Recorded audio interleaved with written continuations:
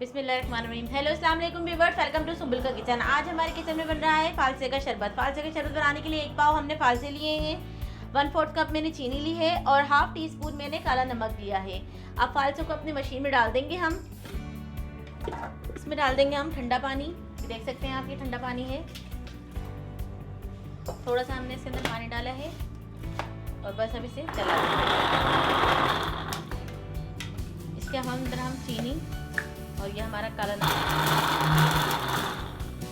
देखिए व्यूअर्स, इसको छान लेंगे। इस कटोरी के अंदर नी ले लेंगे हम इसको हम छान लेंगे।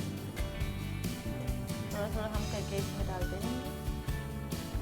किसी चम्मच की मदद से आप ऐसे ऐसे इसको हिलाते रहें और ये अच्छी तरह छन जाएगा।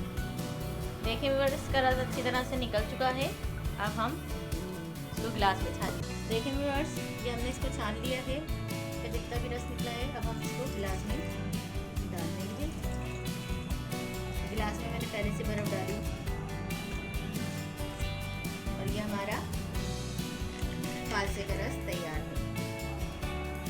अगर आपको मेरी फालसे की रस की वीडियो अच्छी लगती है तो प्लीज़ हमारे चैनल को लाइक करें, सब्सक्राइब करें, शेयर करें और कमेंट्स करके ज़रूर बताएं कि मैंने ये रेसिपी आप लोगों के साथ शेयर की है, आपको कैसी लगी। अल्लाह हाफिज़, दुआ में याद रखिएगा।